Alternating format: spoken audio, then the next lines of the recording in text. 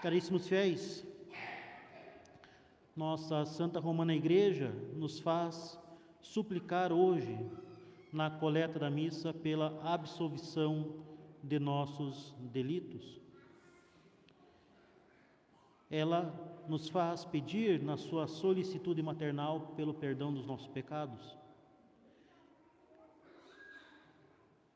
A Igreja nos faz rezar na coleta: dignai-vos, Senhor, perdoar os delitos de vosso povo, a fim de que, por vossa benignidade, sejamos livres dos laços dos pecados que por nossa fraqueza contraímos. Nós reconhecemos a nossa fragilidade, confessamos os laços do pecado que nos prendem e imploramos a benignidade divina para a nossa libertação. Esta oração, meus caros, sintetiza admiravelmente o drama que o Evangelho hoje nos apresenta. Assim como a filha de Jairo jazia morta em seu leito, nossas almas jazem mortas pelo pecado mortal, até que Cristo, em sua misericórdia, ressuscite-as com seu poder divino. São João Damasceno nos ensina que, assim como no corpo, quando a alma se separa dele, segue-se imediatamente a morte, assim também na alma, quando a graça divina se afasta dela, produz-se a morte espiritual. E eis a terrível realidade que nós devemos contemplar. Existem aqueles que estão separados da graça. Existem mortos que caminham entre nós, mortos que parecem viver, mas estão privados da vida verdadeira, que é a vida da graça. Mortos que devem ser ressuscitados pelo poder divino, pela intervenção de nosso Senhor Jesus Cristo, que muitas vezes é conduzido até elas por aqueles que a amam.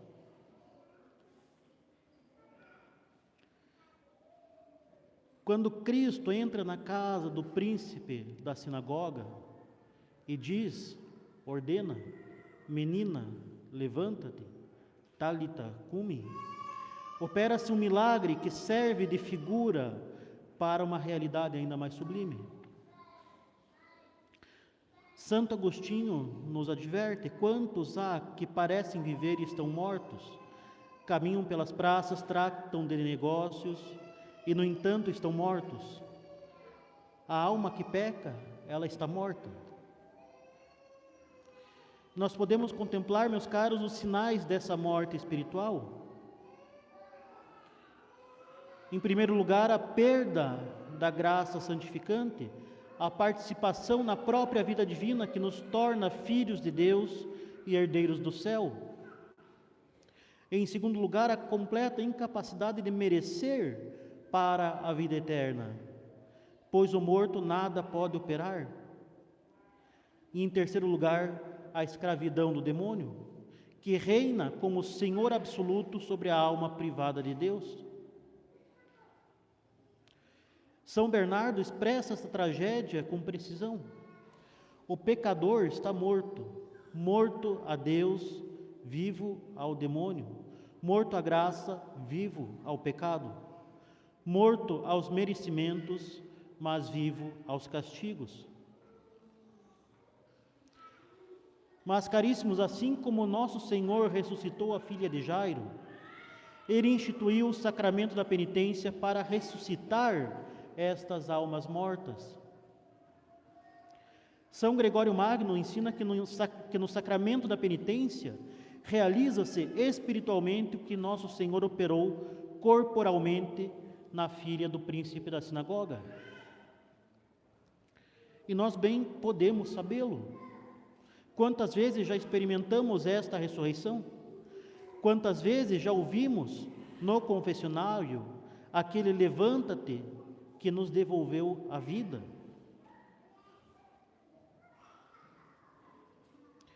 É por isso que São Paulo, na epístola de hoje, proclama uma verdade que nos deveria guiar em nossas vidas e nos fazer acordar para a realidade eterna.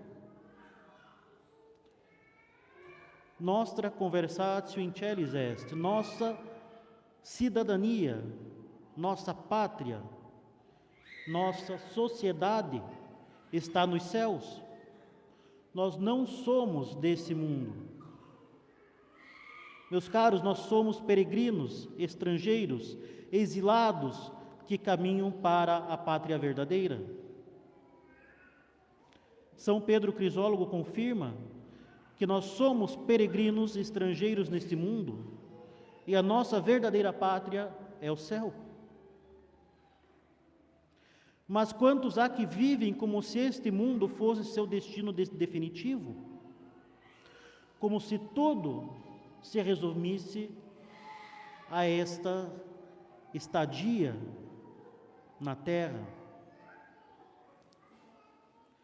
O apóstolo os descreve com 3 traços terríveis. Primeiramente, quorum Deus venter est, fazem do ventre o seu próprio Deus, vivem para os prazeres da terra, para as satisfações materiais. O parâmetro de tudo aquilo que fazem é maximizar o prazer, é diminuir os incômodos. Podem ter até uma fachada de religiosidade, mas tudo que fazem, fazem em função de maximizar o prazer e diminuir os incômodos. Em segundo lugar, gloria in confusione ipsorum. Gloriam-se precisamente naquilo que deveria envergonhá-los. Ostentam seus vícios como se fossem virtudes. Em terceiro lugar, qui terrena sapiunt. Só pensam nas coisas terrenas. Seu horizonte não ultrapassa este mundo que passa. São Tomás de Aquino, meus caros, identifica 3 categorias dos inimigos da cruz de Cristo. Em primeiro lugar, os judeus que blasfemam, os gentios que escarnecem e os falsos cristãos que a desonram com a sua vida. É dessa terceira categoria, meus caros, que devemos especialmente nos precaver. São aqueles que, levando o nome de cristãos, vivem como pagãos, que, professando crer em Cristo, seguem as máximas do mundo. Por isso que São João Crisóstomo é categórico: é impossível amar ao mesmo tempo o mundo e a Cristo. O amor do mundo expulsa o amor de Cristo, e o amor de Cristo expulsa o amor do mundo. Não há meio termo, não há compromisso possível. Ou vivemos segundo o Evangelho, ou vivemos segundo o mundo. Ou somos cidadãos do céu, ou somos escravos da terra. E 3 são os inimigos que em nossos tempos se levantam com particular violência contra a cruz de Cristo e contra a nossa cidadania celestial. O mundanismo, o liberalismo e o naturalismo.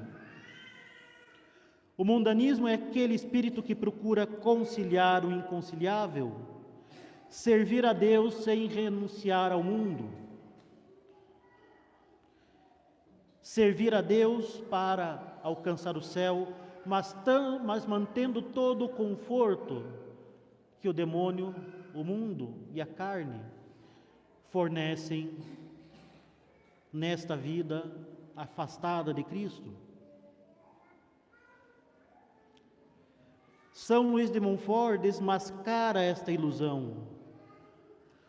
O espírito do mundo é diametralmente oposto ao espírito de Jesus Cristo. O mundo canoniza o prazer, as riquezas e a soberba. Cristo canoniza a mortificação, a pobreza e a humildade. Além disso, meus caros, no fim das contas, a única coisa que o mundo fornece é a angústia, a dor e o desespero. Soube dando alguns momentos de prazer, no fim das contas, o que se tem é a angústia, o desespero e a dor. Enquanto que, pela cruz, nós temos a força, a consolação e a felicidade eterna.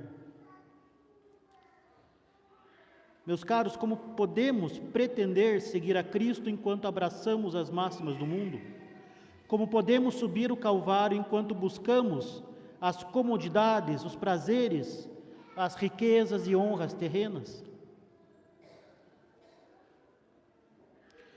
Por sua vez, meus caros, o liberalismo, esta peste dos tempos modernos, pretende libertar o homem de toda a autoridade divina, proclamando a autonomia absoluta da razão e da vontade humanas, dizendo que o homem pode experimentar e definir por ele próprio aquilo que para ele é bom ou mal.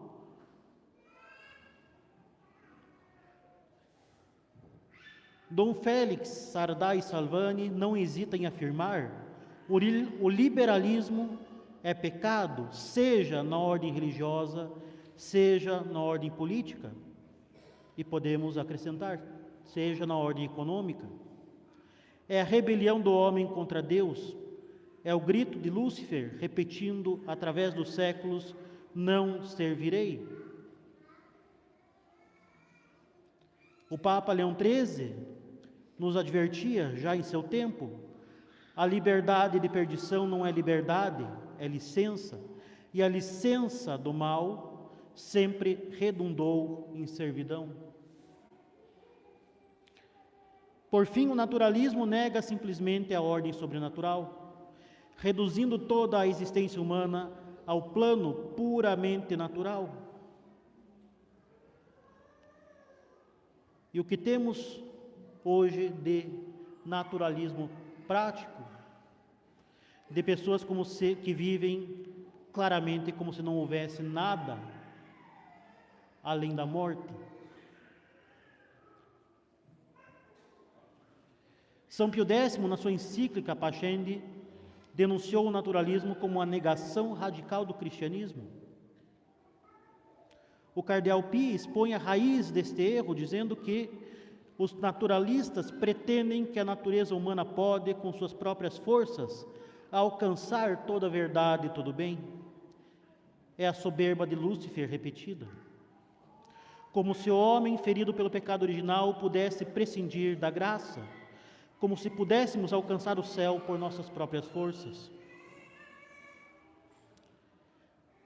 E agora retomemos, meus caros, a oração que nossa Santa Madre Igreja põe em nossos lábios hoje: que sejamos libertos por vossa benignidade, tua benignitate liberemur, não por nossos méritos, não por nossas forças, não por nossa sabedoria, mas unicamente pela benignidade divina. Esta é a humildade católica, este é o realismo do cristão.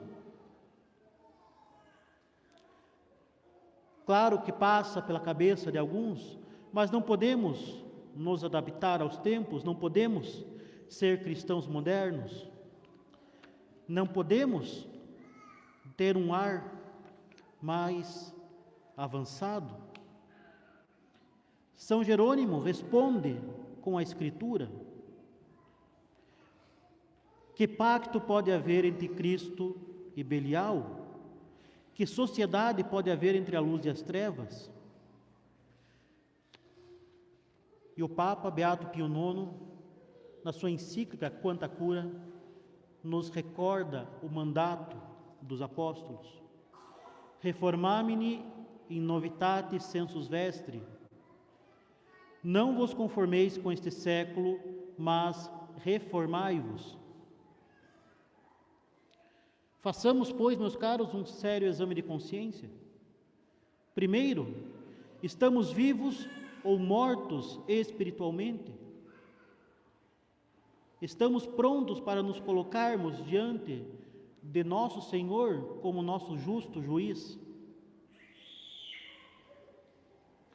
Se descobrimos em nossa alma o pecado mortal, corramos ao tribunal da penitência, onde Cristo nos espera para pronunciar o seu talita cumi, o seu levanta-te, libertador, devolvendo a vida às nossas almas.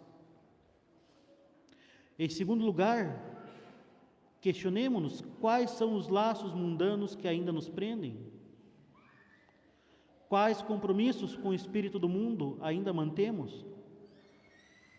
São as amizades perigosas, as leituras ímpias, os divertimentos pecaminosos? Cortemos todos esses laços, meus caros, antes que se tornem cadeias eternas.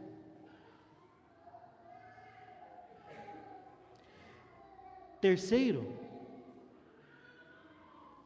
acaso não estamos vivendo influenciados por esses erros modernos? Não basta lamentarmos a apostasia dos tempos, é necessário sermos católicos de verdade. Pela oração, pelo exemplo, pela palavra oportuna, devemos defender a fé católica contra os erros modernos, contra os assaltos do mundo, do demônio e da carne. São Roberto Bellarmino nos adverte que ou havemos de viver como cidadãos do céu, ou pereceremos como escravos do mundo. Não há meio termo. Meus caros, nós nos aproximamos do fim do ano litúrgico. Nossa Santa Romana Igreja, como mãe prudente, nos prepara para meditar sobre os novíssimos, a morte, o juízo, o inferno e o paraíso. O Evangelho de hoje, com a ressurreição da filha de Jairo, nos recorda que há uma morte pior que a morte corporal e uma ressurreição mais necessária que a do corpo. O que realmente importa é mantermos a vida da nossa alma. Peçamos, então, a Santíssima Virgem Maria, terror dos demônios, vencedora de todas as heresias e medianeira de todas as graças, que alcance para nós a graça da verdadeira ressurreição espiritual. Que ela, que é a Imaculada, que jamais reconheceu a morte do pecado, interceda por nós, pobres pecadores, para que, mortos definitivamente ao mundo e às suas máximas perversas, vivamos somente para Deus, caminhando como verdadeiros peregrinos rumo à pátria celeste, onde Cristo, ressuscitado e glorioso, nos espera para participarmos eternamente da sua vida divina. Louvado seja nosso Senhor Jesus Cristo. Em nome do Pai, do Filho e do Espírito Santo. Amém.